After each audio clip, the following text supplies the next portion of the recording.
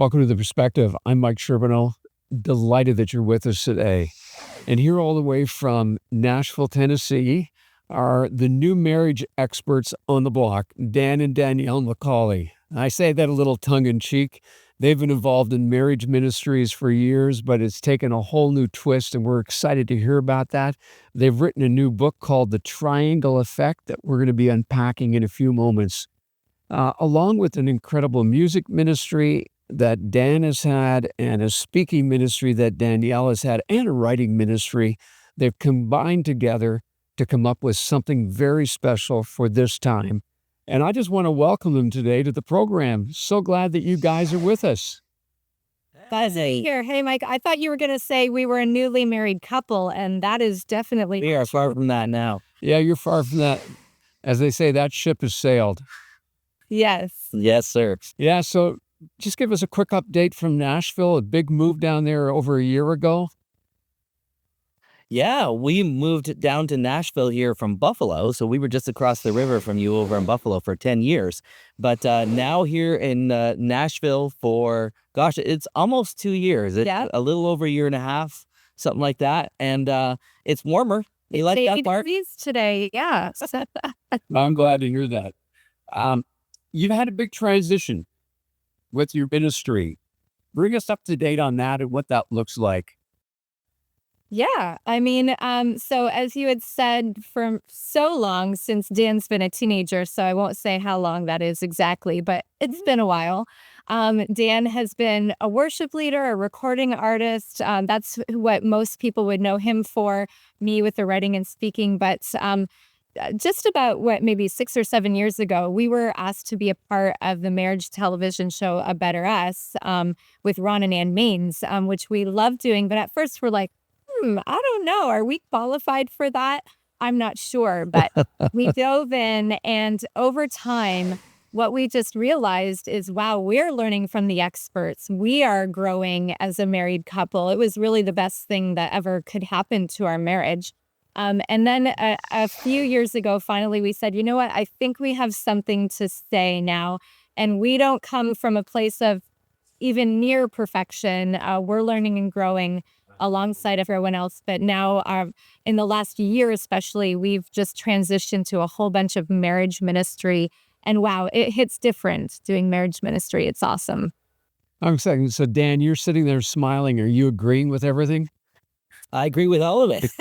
Yeah, it's funny. Along the way, functioning as an artist, I was being put by a few different promoters on some tours where I would tour with another author, speaker couple, or a comedian like Leland Clausen or somebody, or Steve Geyer. And it would be couples events, and I would just be providing the music aspect. And I kind of learned how to fit in that context and even be funny and stuff along the way to create a fun kind of date night atmosphere. And then, after a few years of doing the marriage television show, the Lord started laying it on our hearts to, we could carry the speaking thing. And so kind of marry that with some of the other stuff that I had already been doing and create these date night events that we have been doing all across the U.S. since we've moved down here and focus on that. We've seen a whole bunch of places we've never seen before. Yeah, and Colorado. And what we've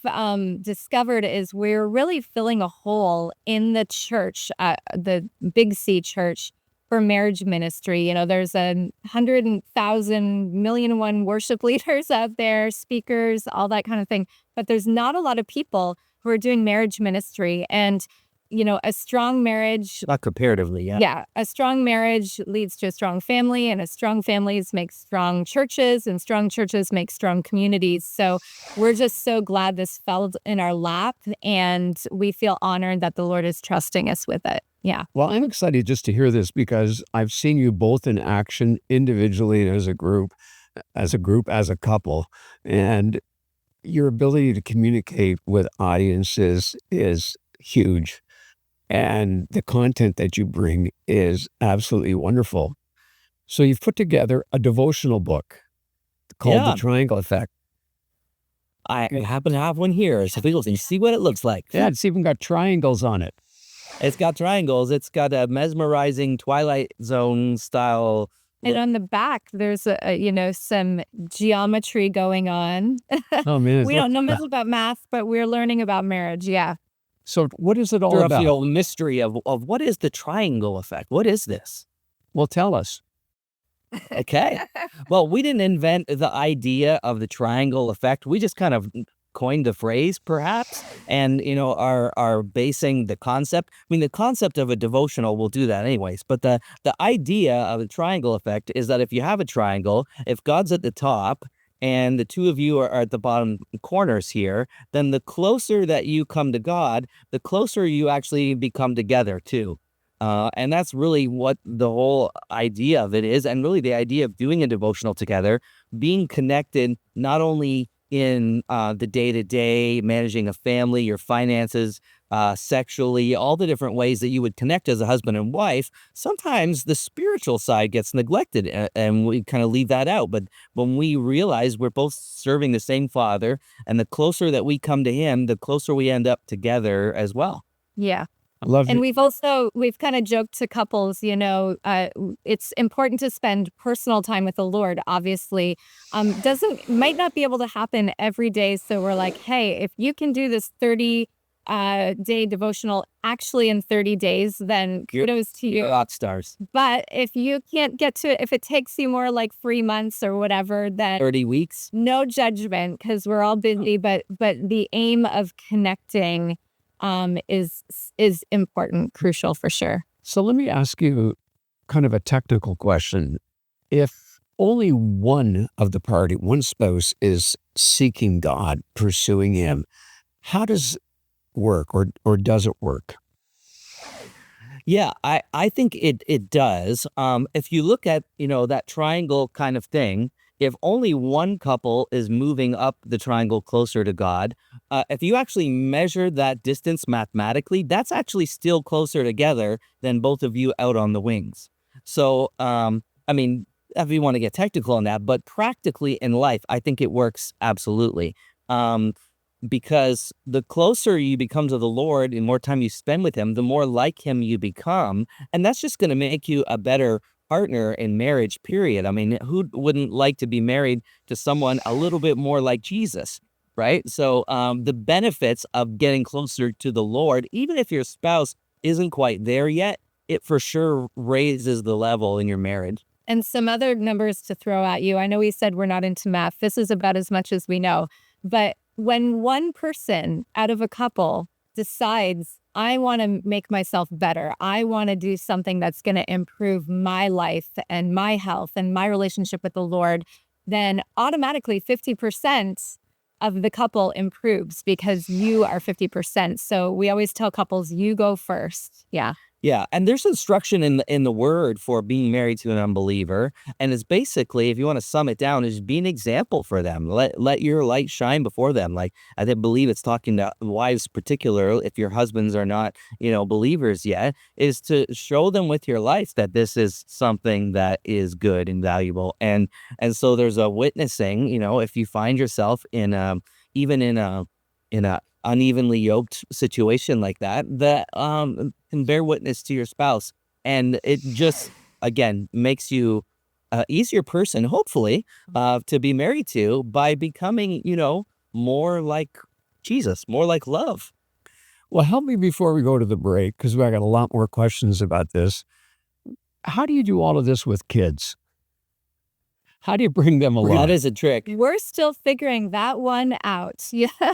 We have the luxury of having older kids right now, but I can remember those younger years. So those, making an effort. It's going to be imperfect effort, but doing your best to schedule it in the same way you would schedule some other things. Again, even if it's not daily, that would be my advice is, we make time for the things that we value. And so if we value this and this relationship here, that triangle, then we'll make time for it. I love that. We're going to come back in just a moment with Dan and Danielle, and we're going to be sharing how you can get a hold of them to come and speak to your organization or to your church. And guys, you'll be happy to know we're broadcasting in the States now. We're streaming as well. So the word's going to get out all over. But as you're watching today, if you're struggling maybe in your own marriage and wondering, is there hope? Who can I talk to? Why don't you call our toll-free number, 855-910-6297.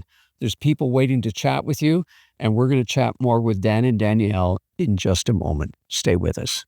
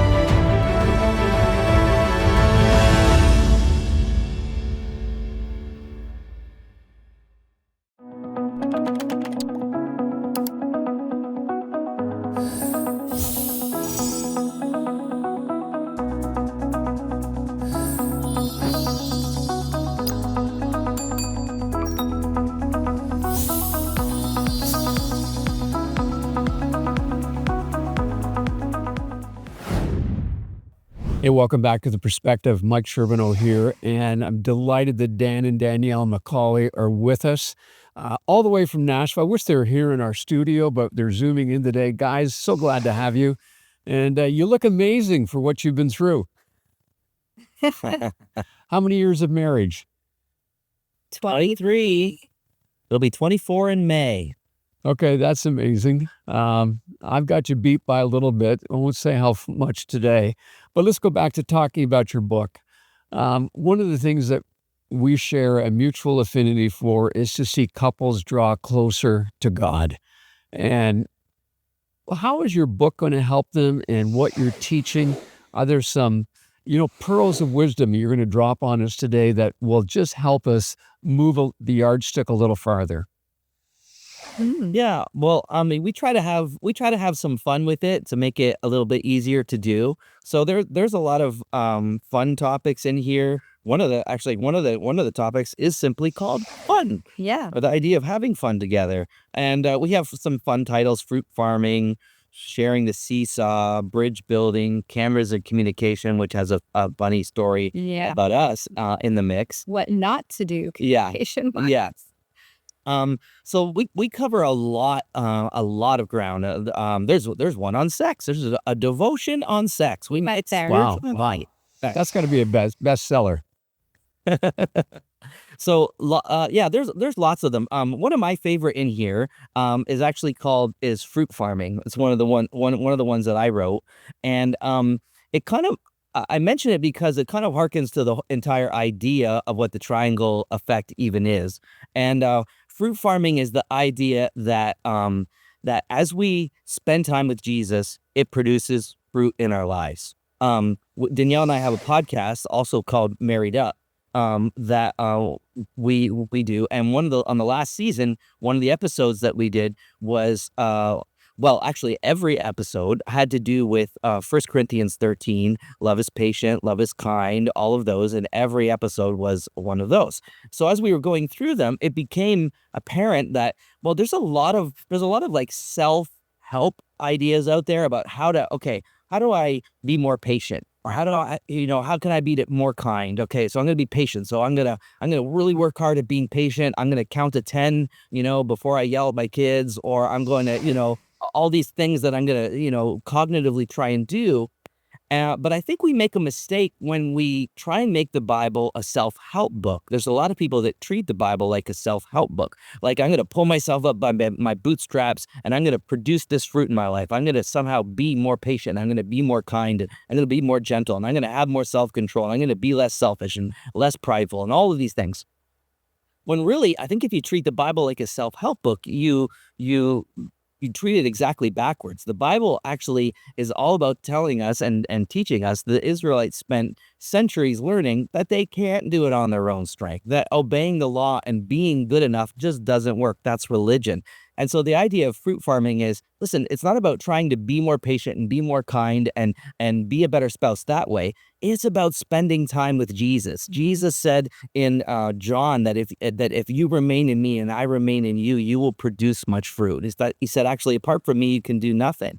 And so really one of the best things that you can do for your marriage is spend time with Jesus, and the fruit will magically produce itself. You'll just magically become more of all of those things. Yeah, and practically what a book like this can do is, when we want to have any type of result, if we want to lose weight, get healthy, we have to pay attention. We have to count our calories. We have to do things that will move the needle. And so we just say, you know what, we're just going to pay attention to our marriage. This is going to force us to pay attention and move the needle. And that's one of your titles on there. Another fun title is that marriage is like your waistline. It's like your waistline, because if you don't pay attention to it, it will drift in a direction you don't want it to go. And so it doesn't have to be rocket science. The triangle effect, it's not this, Elon Musk didn't have to come up with it. It's, we are just giving a tool for couples to pay attention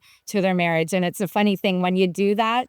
I think it's Ruth Cho Simons who coined the phrase, you become what you behold. What you pay attention to, you will become more like that.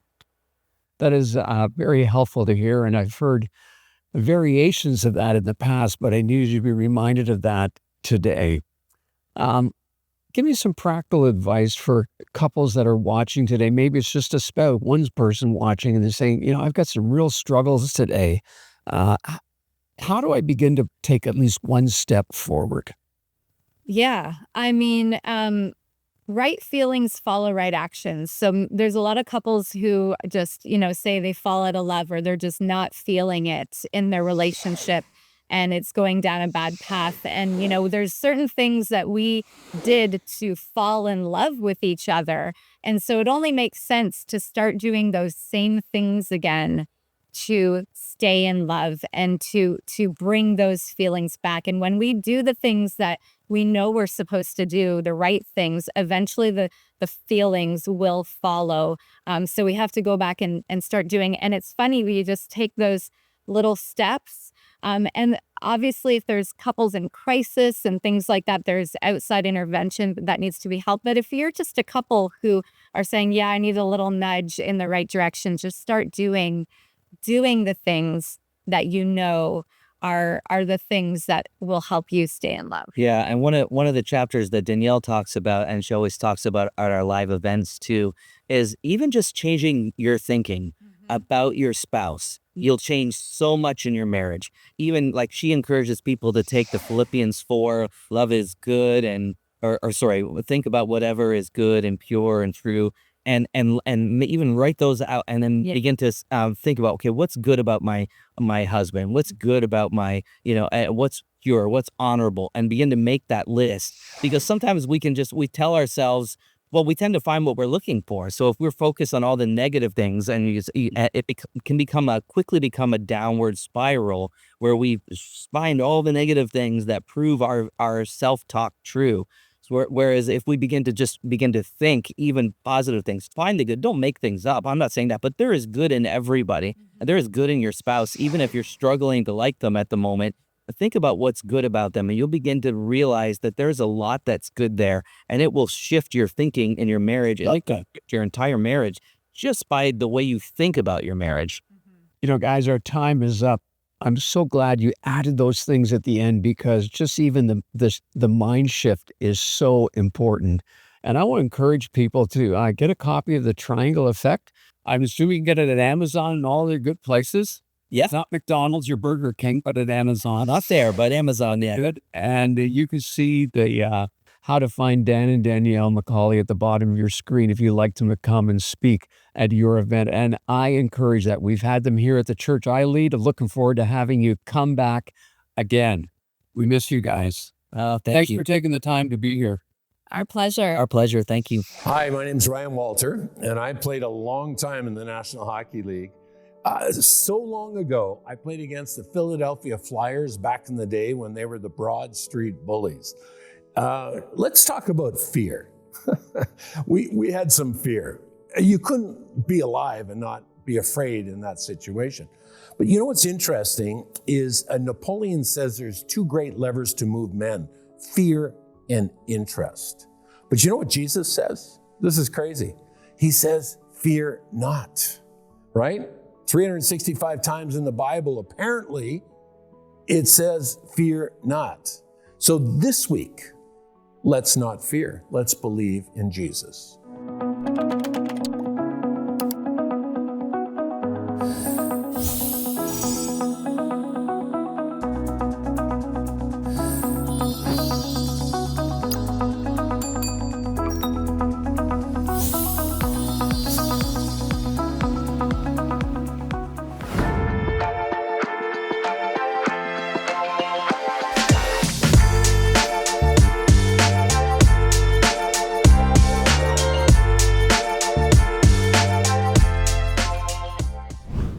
Have you ever thought about what ultimately attracts you to someone? Is it their fame or their position? Maybe how they're known in the community? Could be their wealth. That might be something. Have you ever analyzed your own value system? Because we need to think about that today as we continue to unpack the book of 1 Corinthians, and especially chapter 13, this passage on love. Because what should attract you to a person or something is something that endures, something that lasts. That's so important. I think of what Dan and Danielle Macaulay are talking about in their book that's talking about marriage and how to develop the enduring quality of a marriage, how to work through challenging times, how to make it special. Well, we all want our marriage to endure, and we say that vow for better or for worse, but oftentimes we're pretty much ready to walk after the first few months. At least that's the experience some people have. What is it that makes love endure? I want to read today from 1 Corinthians chapter 13. We're going to read parts of it, and just listen as we jump in at verse 8. And it says, love never fails. Isn't that great? But where there are prophecies, they will cease, and where there is tongues, they will be stilled. Where there is knowledge, it will pass away. For we know in part and we prophesy in part. But when completeness comes, what is in part disappears. When I was a child, he says, I talked like a child. I thought like a child. I reasoned like a child. When I became a man, I put away the ways of childhood behind me. For now we see only a reflection as in a mirror. And then we shall see, when we come into God's presence, face to face. He said, now on earth I know in part. Then I shall know even fully as I am fully known. And here are the three things that remain: faith, hope, and love. But the greatest is, you guessed it, love. So how do we understand that today?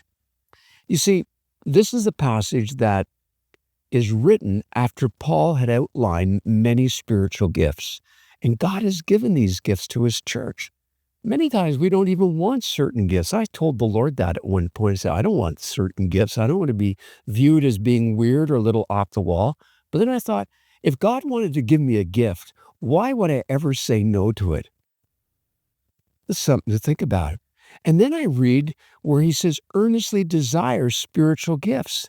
So then I changed and I said, Lord, whatever you want to give me, I want to receive.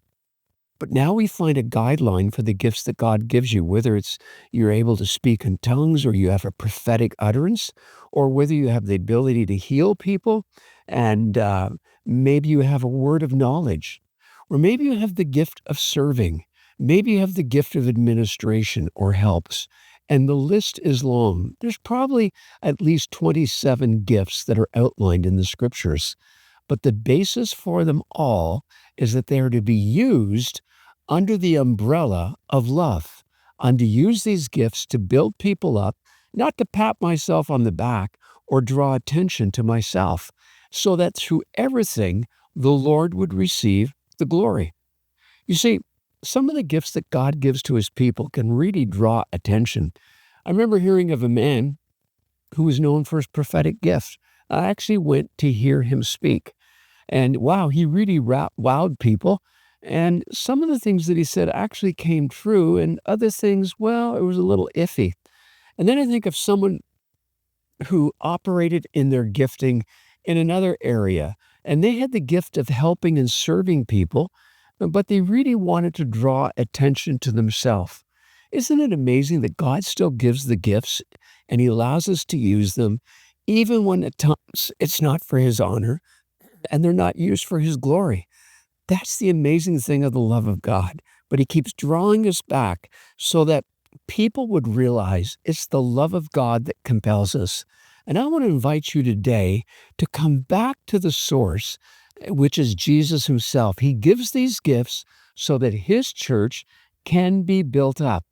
And we'll never be able to understand the grandeur of our Father's love until we allow his love to be the mediating influence in our life. So discover what your gifts are. Ask the Lord to give you the gifts that he wants you to have. And then say, Lord, I want to use your gifts that you've given me for your honor and glory to build up the church.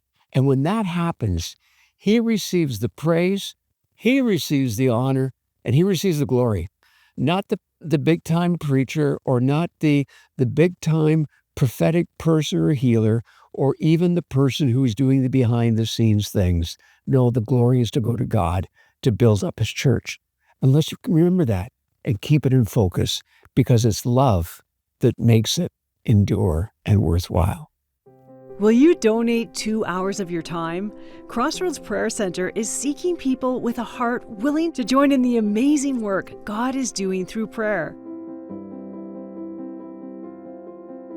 Providing over 1,300 prayer interactions daily, Crossroads Prayer Partners speak biblical truth and words of life over people's need. Join in God's transforming work through prayer and enrich your faith. Learn more at crossroads.ca/prayervolunteer.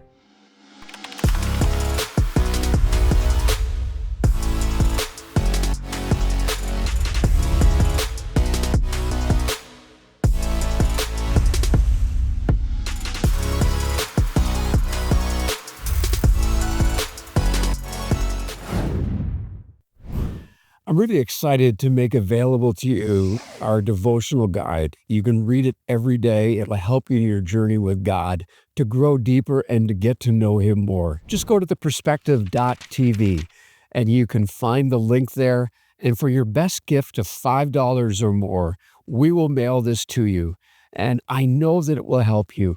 Friends, we're living in very challenging times. There's turmoil in our own country. There's turmoil to the south. We are just going through these election days, and we're wondering what is next. The good news is God knows what's next, and he calls us to trust him. And you're going to learn about trusting God, walking with him, if you have a copy of our devotional guide. I can't encourage you enough to get a hold of it. My heart is to see God's people get into his word to become strong and bold for the days that we're living in. Thanks for watching The Perspective today.